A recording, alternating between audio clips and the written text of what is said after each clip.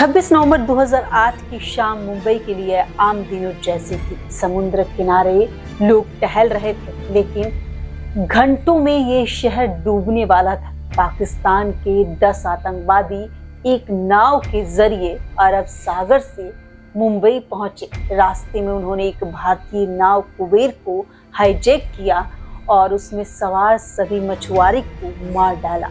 सिर्फ नाव के कप्तान को जिंदा रखा ताकि वो नाव को मुंबई तक पहुंचा सके। जैसे ही नाव मुंबई के पास पहुंची तो आतंकियों ने कप्तान को भी मार दिया। नमस्कार, मैं हूं दिव्या तिवारी और आप देख रहे हैं द राउंड। आप लोगों से एक रिक्वेस्ट है कि इस वीडियो को ज्यादा से ज्यादा शेयर करें, इस चैनल को ज्यादा से ज्यादा प्यार दें। अगर आपको वीडियो पसंद आता है तो चैनल को सब्सक्राइब करें।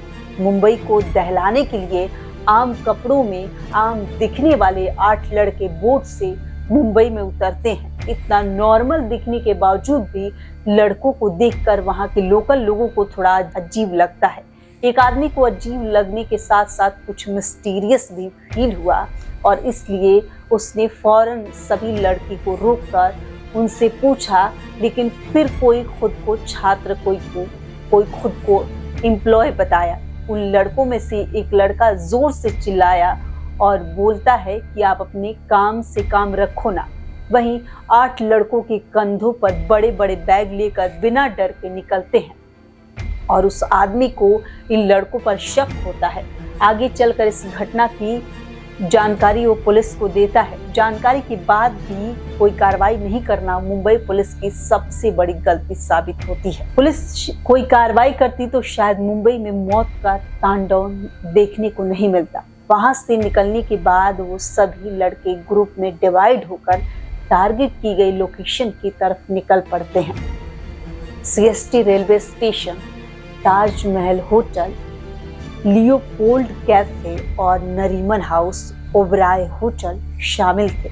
सारे समुद्र के रास्ते आए बोट से 8 नहीं बल्कि टोटल 10 लड़के थे, जहां 10 में से 8 लड़के बोट से उतरकर सड़क के रास्ते अपनी लोकेशन पर पहुंच रहे और ये 2 लड़के अपनी टारगेट ओबरॉय होटल तक पहुंचने के लिए बोट का इस्तेमाल करते हैं। भारी मात्रा में हथियार, ग्रेनेड और मुंबई के सबसे बड़े स्थान पर हमला कर शहर को घुटनों पर लाना चाहते थे।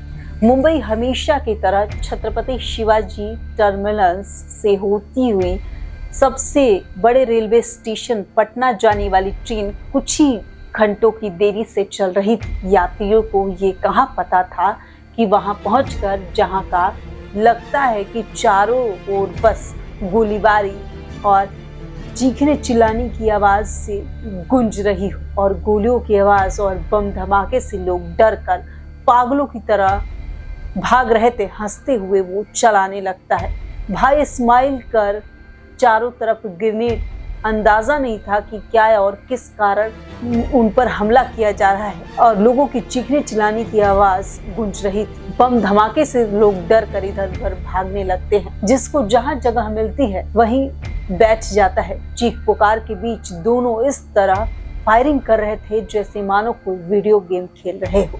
रेलवे स्टेशन के कर्मचारी विष्णु दत्ताराम अपनी जान की परवाह ना करते हुए अनाउंसमेंट करके सभी पैसेंजर को आगाह करते हैं। अनाउंसमेंट सुनते ही कई लोग अपनी जान बचाकर भागने में कामयाब रहे, लेकिन आतंकियों का हमला इतना भयानक था कि केवल 1 घंटे में 58 लोग अपनी जिंदगी गंवा देते हैं। इससे पहले पुलिस कोई एक्शन लेती है, एक और खूनी खेल खेला जाता है मुंबई के फेमस लियोपोल्ड कैफे में। 2 आतंकी शोएब सीएसटी रेलवे स्टेशन जैसी ही घटना को अंजाम देते हैं। शाम को हसीन बनाने में डूबे हुए लोगों को आने जाने वालों की कोई खबर नहीं थी। तभी 2 जवान लड़के हाथों में हथियार लिए लियोपोल्ड कैफे पहुंचे और एक बेहद जाना माना कैफे है जहां लोगों की हमेशा भीड़ रहती है। फॉरेनर्स का भी आना जाना लगा रहता है। दोनों आतंकी लियोपोल्ड कैफे में कई राउंड फायरिंग करते हैं। अचानक से की गई अंधाधुंध फायरिंग में कई लोग चाहकर भी अपनी जान नहीं बचा पाए और जिस कारण इस हमले में कई विदेशी और भारतीय लोग मारे जाते हैं। किसी को कुछ सोचने और संभलने तक का वक्त नहीं था। गुजरते हर मिनट के साथ मीडिया में अटैक की न्यू हेडलाइन चल रही थी। चंद घंटे पहले शुरू हुआ ये हमला ऐसा विकराल रूप ले लेता है कि हर तरफ से सिर्फ गोलीबारी और बम ब्लास्ट की खबरें ही सामने आ रही थी।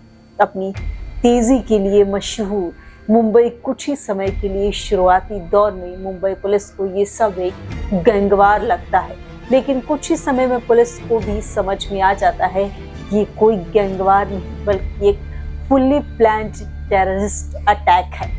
हमला हो रहा था तभी आतंकियों का एक और ग्रुप ताज होटल को निशाना बना रहा था। सभी लोगों को आतंकी बंधक बना लेते हैं, फिर अचानक ग्रेनेड गोलियां चलाकर मौत का खेल शुरू कर दिया था। और इसी दौरान होटल के कर्मचारियों ने अपना अद्भुत साहस दिखाकर लोगों को सुरक्षित स्थानों पर पहुंचाने की कोशिश करते रहे, लेकिन अंत में कई कर्मचारी खुद आतंकियों का शिकार हो गए। 60 घंटे तक चली इस ऑपरेशन में भारतीय सेवा, एनएसजी, नेशनल सिक्योरिटी गार्ड और मुंबई पुलिस ने आतंकियों को होटल के एक कोने से ढूंढकर मार गिराया। वहीं टीम बना लेते हैं दूसरी तरफ चौथी टीम का नाजीर बाबर नरीमन हाउस में घुसकर वहां मौजूद लोगों को बंधक बना लिया। नरीमन हाउस यहूदी समुदाय का धार्मिक स्थल है। जाहिर है यहूदी नागरिक अक्सर आते जाते रहते हैं। आतंकियों को पता चला कि यहूदी देश के नागरिक मौजूद होंगे, इसलिए उन्होंने इसे भी हमले का निशाना बनाया। आतंकियों ने नरीमन हाउस पर कब्जा कर लिया और कई लोगों को बंधक बना लिया। इसके बाद वहां से गोली और बम धमाका किया। वहां भारी सुरक्षा बलों ने आतंकियों को घेर लिया और आतंकियों के सफाई के लिए ऑपरेशन शुरू किया गया। 2 दिन की घेराबंदी के बाद एनएसजी कमांडो इमारत में घुसे और आतंकियों को मार गिराया, लेकिन तब तक कई मासूमों की जान जा चुकी थी।